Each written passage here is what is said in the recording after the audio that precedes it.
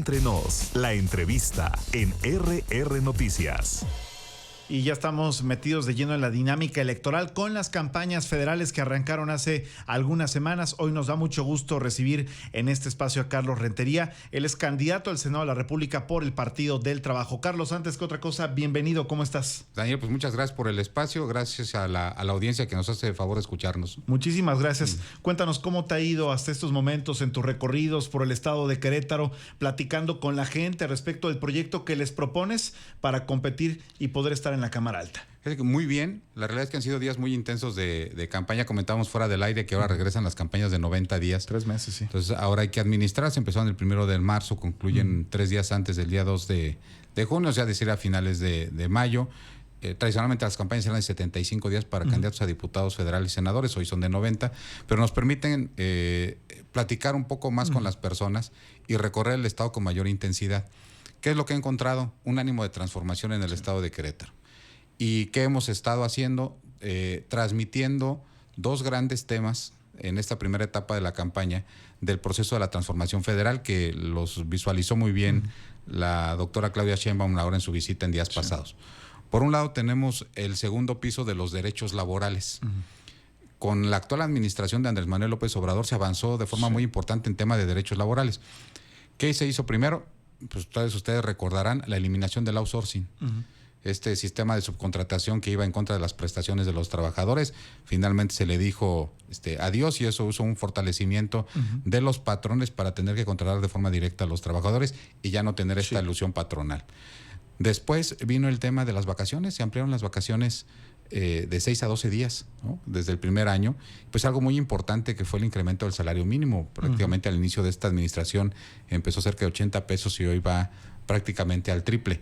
Y aquí me detengo un ratito, Daniel, porque nos espantaron con el petate del muerto, ¿no? Dijeron, bueno, si se incrementa el salario mínimo, va a haber quiebre de empresas y van a cerrar y va a haber desempleo, informal, y van a subir inflación, los precios. Subió el salario mínimo y no hubo inflación derivada de este incremento de los salarios mínimos, no hubo fuga de empresas. Hoy tenemos la mayor inversión extranjera directa de la historia del país, 36,000 millones de dólares. En general, hay condiciones económicas muy favorables para los trabajadores. Hablando del segundo piso de las reformas laborales, viene ahora el incremento del aguinaldo de 15 días, que es lo que establece hoy la ley, a 30. Y la disminución de la jornada laboral de 48 horas a la semana a 40. Y hoy otra vez el PAN lo que nos dice es, pues no se puede. ¿Por qué? Porque van a cerrar empresas, va a haber informalidad, le va a pegar a las MIPYMES, etcétera. O sea, todo lo que nos recetaron que iba a suceder con el tema de las demás acciones en materia laboral, nos lo dicen ahorita que va a suceder, ¿no? Hace días vimos con tristeza las declaraciones de la Secretaría del Trabajo y del presidente de la Canacintra diciendo estos argumentos, ¿no? En el caso de los trabajadores del Estado, pues es un poquito más complicado porque los secretarios de Estado aquí en el Estado de Querétaro cobran 70 días de aguinaldo, Daniel, pero dicen que cuando tú y yo tengamos que ganar 30 días, dicen que no se puede, ¿no? Así es. Ellos ya trabajan 40 horas a la semana.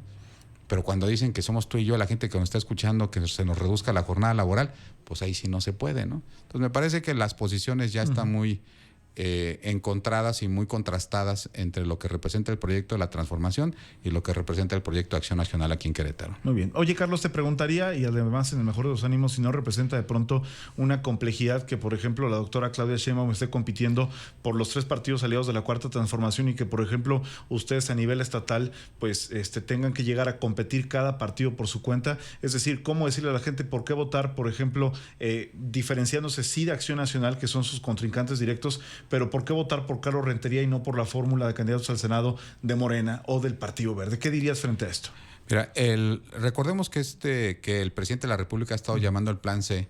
Significa llevar una mayoría calificada, es decir, las 2/3 partes del Senado y de la Cámara de Diputados, para poder aprobar y poder materializar estos derechos que se están comentando con anterioridad, y otros derechos que vienen en las 20 propuestas de reforma constitucional del presidente de la República.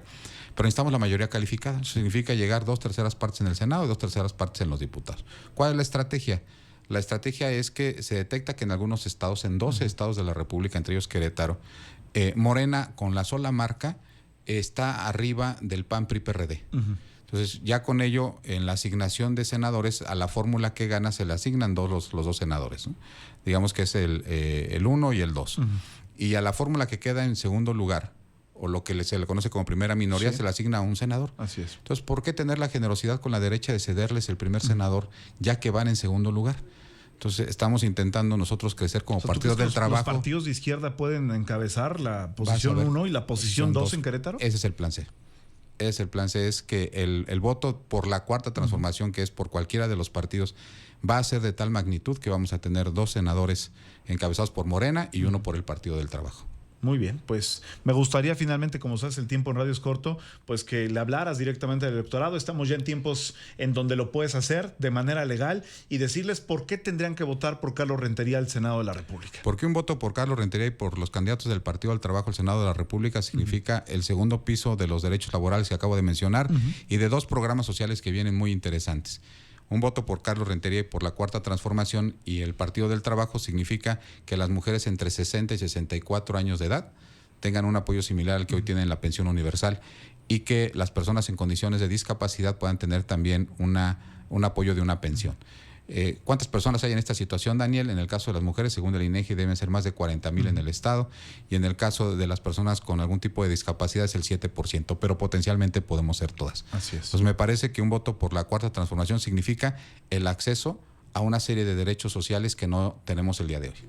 Pues, estimado Carlos Rentería, te agradezco muchísimo por haber venido aquí a platicar con nosotros, con el auditorio de RR Noticias. Esta campaña apenas está arrancando y ojalá que haya posibilidad de seguir brindando este espacio para platicar de las ideas. Les agradezco el espacio y que tengan todos ustedes muy buena tarde. Gracias, muy buenas tardes. Carlos Rentería, candidato al Senado por el Partido del Trabajo, aquí en RR Noticias.